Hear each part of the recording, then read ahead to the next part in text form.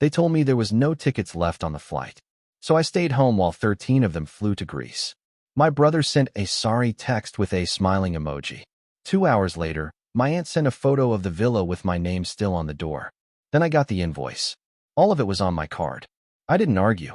I just contacted the bank, froze the account, and requested a full refund.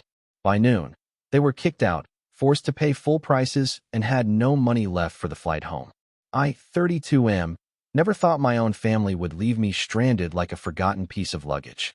But here I am, sitting in my empty apartment while 13 of them are supposedly living it up in Greece on my dime. It started 3 months ago when my aunt pitched this elaborate family reunion idea. A week in Santorini, she said, complete with a massive villa overlooking the Aegean Sea. The whole extended family would finally get together for the first time in years. My parents were excited, my siblings were in. Even the cousins I barely spoke to were suddenly interested in bonding. I was hesitant at first. Work had been brutal, and dropping that kind of money on a vacation seemed irresponsible. But my aunt was persistent, painting pictures of sunset dinners and family memories that would last forever. She kept emphasizing how this was probably the last chance we'd all have to be together like this, especially with my grandmother getting older. So I caved. I put down my credit card for the villa rental, the flights, even the catering for the first few nights. My aunt assured me everyone would reimburse me once we got there. It was easier this way, she explained, rather than trying to coordinate payments from 13 different people across multiple bank accounts and currencies. The total came to just over $43,000. I felt sick watching that number appear on my banking app, but I told myself it would be worth it.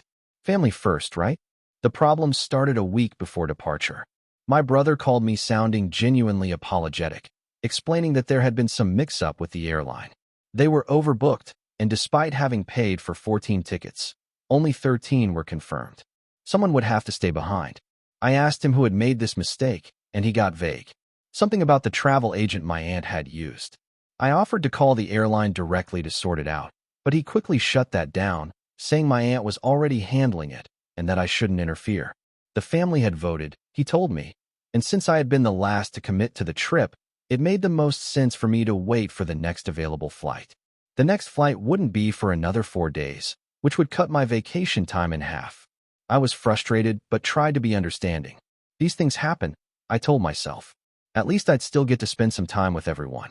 The night before their departure, I got a group text with all the final details. Gate numbers, arrival times, pickup instructions for the villa. I noticed I wasn't included in any of it, but when I asked about my later flight details, my aunt simply responded that she was working on it and would let me know soon. I should have seen it coming. The morning of their departure, I was at the airport anyway, hoping maybe there had been a last-minute cancellation. I watched from the departure lounge as my entire family checked in together, laughing and taking photos. My mother saw me through the glass and waved, mouthing something I couldn't hear over the noise. My brother texted me 20 minutes before boarding. He was sorry, he said, followed by a smiling emoji. The emoji felt like a slap. Who sends a smiling emoji with an apology about leaving their sibling behind on a family vacation? I sat there for another hour, watching their plane taxi down the runway and disappear into the gray morning sky. Then I drove home and tried to convince myself I was better off staying. I could catch up on work, maybe finally organize my apartment, enjoy some peace and quiet. That delusion lasted exactly 6 hours. My aunt sent a photo to the family group chat at around 2 in the afternoon. It was the front entrance of the villa, gorgeous white stone with blue shutters, exactly like the listing photos. But there was something that made my stomach drop. Above the massive wooden door was a decorative sign that read, "Welcome Family," with all our names painted in elegant script, including mine, right there in the middle, like I had always been part of the plan. I stared at that photo for 10 minutes, feeling something cold and sharp forming in my chest. If there really had been a booking mistake, wouldn't they have removed my name? Wouldn't the villa host have been notified that one person wasn't coming? I called my aunt directly. It went straight to voicemail. I called my brother. Voicemail. My parents. Voicemail. Even my cousins who I barely talked to. Every single one of them had apparently turned off their phones or were ignoring me completely. That's when I started to understand what had really happened. I spent the next hour going through old text messages and emails, looking for clues I had missed. The pieces were all there, scattered through months of planning conversations. Little comments about how expensive the trip was getting. Jokes about me being the banker of the family since I had the best credit. References to inside jokes and conversations I apparently hadn't been part of. They had never intended for me to come.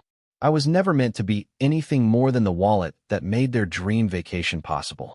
The confirmation came at 4:30 when my phone buzzed with an email notification. The villa rental company was thanking me for my payment and confirming the week-long stay for 13 guests. 13, not 14. The reservation had always been for 13 people.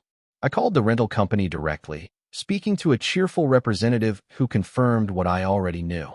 The booking had been made 3 months ago for exactly 13 guests. There had never been a 14th ticket because there had never been a 14th guest planned. My hands were shaking as I hung up the phone. The betrayal was complete, calculated, and months in the making. My own family had orchestrated an elaborate lie to trick me into funding their vacation while ensuring I couldn't attend. But they had made one crucial mistake. Everything was still on my credit card. The villa, the flights, the car rentals they had added last week.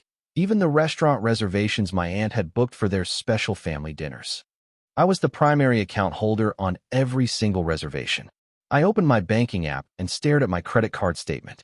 $43,218. Every penny traceable back to this trip I was never meant to take. I called the bank's customer service line and explained that there had been fraudulent charges on my account. Technically, it wasn't fraud in the legal sense, but I had been deceived about the nature of the charges.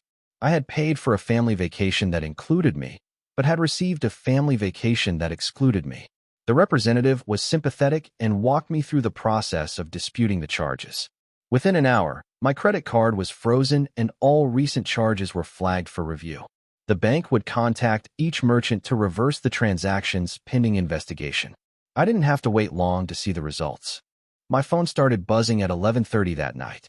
First my aunt, then my brother, then a cascade of calls from numbers I recognized.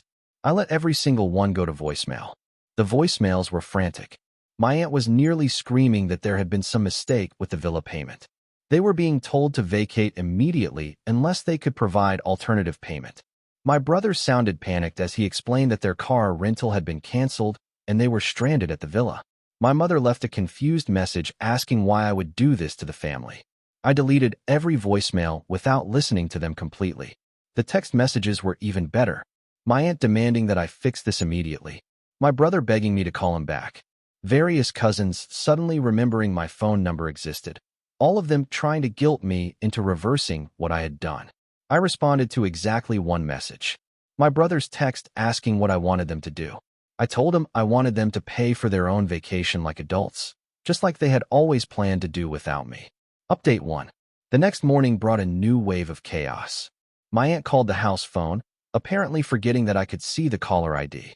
She left a 15-minute voicemail that was equal parts rage and desperation. They had been kicked out of the villa at 6 in the morning and were now crammed into 2 tiny hotel rooms that cost 3 times what they had budgeted. The car rentals were gone, so they were stuck taking expensive taxis everywhere. The restaurant reservations had all been canceled, so they were eating overpriced tourist food instead of the authentic local experiences they had planned.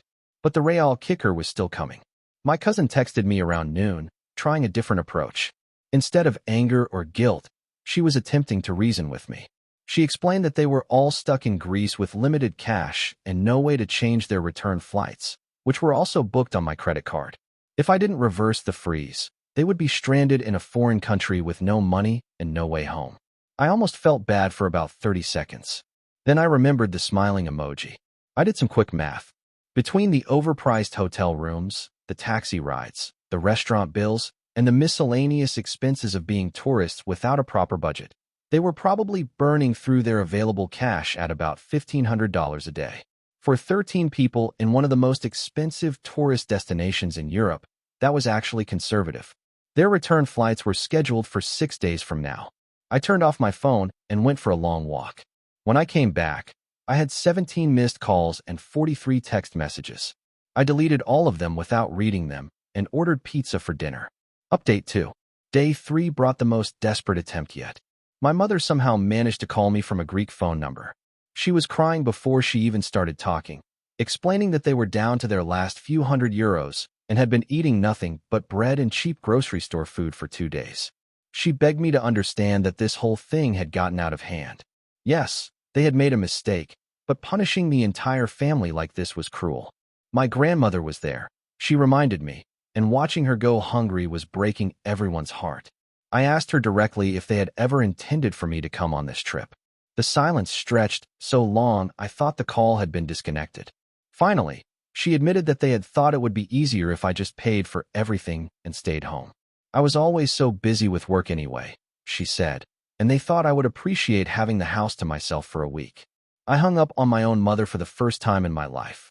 But her call had revealed something important. They were running out of money faster than I had calculated. 13 people trying to survive in Santorini on whatever cash they had brought for souvenirs and emergencies were going to hit zero well before their scheduled departure. I opened my laptop and started researching flights from Athens to our home city. The cheapest last-minute tickets I could find were running about $1,800 per person. For 13 people, that was over $23,000, assuming they could even get to Athens from Santorini, which would require either an expensive ferry or a separate flight. They were trapped, and the trap was entirely of their own making. Update 3. On day 4, the call stopped. The text stopped. Even the angry voicemails from relatives I hadn't heard from in years suddenly went quiet. I almost missed the constant buzzing of my phone. I finally broke down and checked the family group chat that I had been ignoring. The last few messages painted a clear picture of their situation. They had been forced to check out of the hotel that morning because they couldn't afford another night. My aunt had apparently tried to negotiate with the villa owners to let them back in, but without payment, there was no discussion to be had. Someone had posted a photo of them all crammed into the airport, surrounded by luggage, looking exhausted and defeated. The caption was just a simple "stuck." My brother had sent one final message directly to me, not to the group. He apologized for everything, admitted that the whole plan had been wrong from the start, and begged me to at least help them get home. He promised they would pay me back every penny, with interest, and that nothing like this would ever happen again. I stared at that message for an hour, feeling the weight of what I had done. 13 people, including my own parents and grandmother, were stranded in a foreign country because of my decision. Part of me wanted to cave, to be the bigger person and rescue them like I always had. But then I remembered that sign above the villa door with my name painted on it. They had planned this deception for months, calculating exactly how to use my generosity against me while ensuring I got nothing in return. I turned off my phone and didn't turn it back on for 3 days. When I finally powered it up again, I had over 100 missed messages and voicemails. But scattered among the desperate pleas were some interesting updates. Apparently, my uncle had managed to wire some emergency money from his business account. My aunt had sold some jewelry to a local pawn shop. Various family members had maxed out their own credit cards buying last-minute flights home. They had made it back, but it had cost them everything. The final message in the group chat was from my aunt, posted just 6 hours ago. It was long and rambling, alternating between self-pity and rage. She blamed me for ruining what should have been a beautiful family reunion. She claimed that my actions had traumatized my grandmother and caused irreparable damage to family relationships. She accused me of being vindictive and cruel, of caring more about money than family. But buried in her rant was the admission I had been waiting for. The whole plan had been my brother's idea, she said. He had convinced everyone that I was too obsessed with work to actually enjoy a family vacation, that I would be happier just funding their trip and staying home. They had thought they were doing me a favor by not forcing me to take time off from my precious career. The gaslighting was almost impressive. They had stolen a $43,000 vacation from me, lied to my face for months, and then convinced themselves they were being considerate. I screenshot that message and saved it to 3 different cloud storage accounts. Then I left the group chat permanently. It's been 2 weeks since they returned. My parents have tried to reach out twice, both times asking when we can move past this and get back to normal. My brother sent a formal apology letter that read like something his wife had written for him.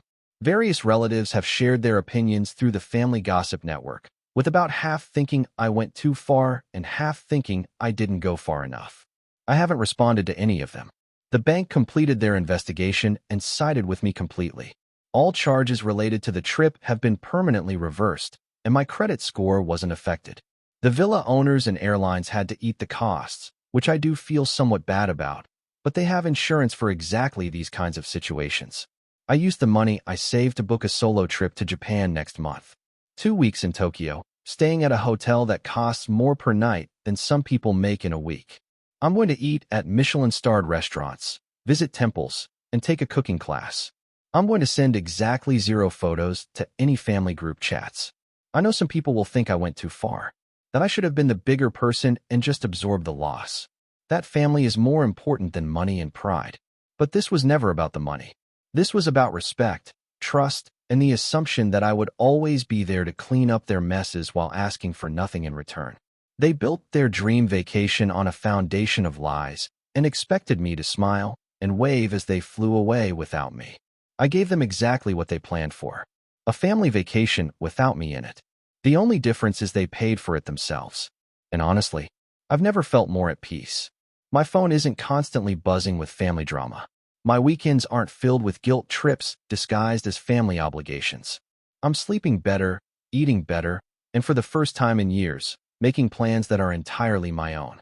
Maybe cutting toxic people out of your life really is the best revenge. Even when those toxic people happen to share your DNA. I'm learning that sometimes the family you choose is more important than the family you're born into. And sometimes the best way to show people what you're worth is to stop giving them everything for free. Greece looked beautiful in their photos, by the way. I hope it was worth it.